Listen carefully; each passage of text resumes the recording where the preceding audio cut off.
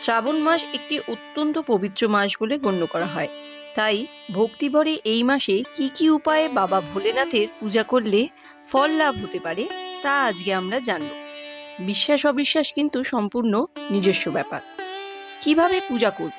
ব্রহ্ম মুহূর্তে উঠে সকাল 4টের সময় শুদ্ধ জলে স্নান করে পরিষ্কার পোশাক পরিধান করে ওম নমঃ শিবায় উচ্চারণ করে পূজা শুরু করুন।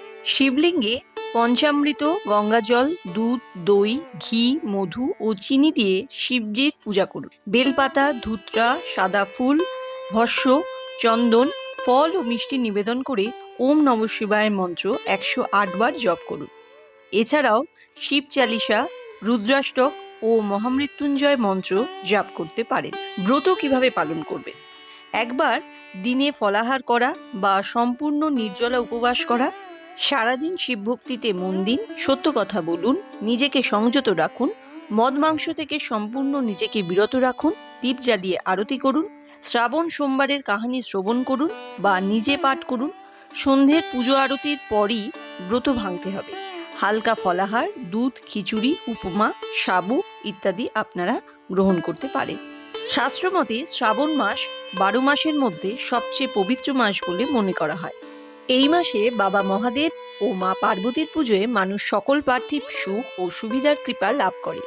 রোগমুক্তি, দারিদ্রতা দূরীকরণ, অষ্টপ্রহর দুঃখ থেকেও চিরস্থায়ী মুক্তি, জন্ম জন্মান্তরের পাপকর্ম থেকেও মুক্তি এই মাসেই সম্ভব।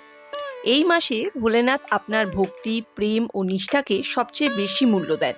কলা, আঙুর, আম, পেঁপে, নারকেল এই 5টি ফল ভোলেনাথের পছন্দের। গুড় ও ছোলার ডাল ও চানা ডাল, আখ, মিশ্রি, কিশমিশও দেওয়া যায়।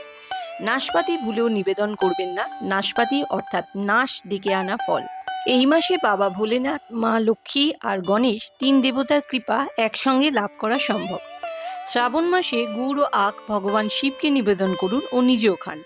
সাদা, হলুদ, লাল, সবুজ, কমলা এই পঞ্চরঙা মিষ্টি মা লক্ষ্মীর খুবই পছন্দের। এতে মা লক্ষ্মীর কৃপা, ধন সমৃদ্ধিও হয়। গণেশকে দূর্বা ঘাস নিবেদন করুন। ভোলানাথের প্রসাদ সবার মাঝে বিতরণ করুন। ধূত্রা, সীতাফল এই 2 ফল ভোলেনাথকে অর্পণ করুন। শ্রাবণ সোমবারে কখনোই বেগুন ভাজা খাবেন না।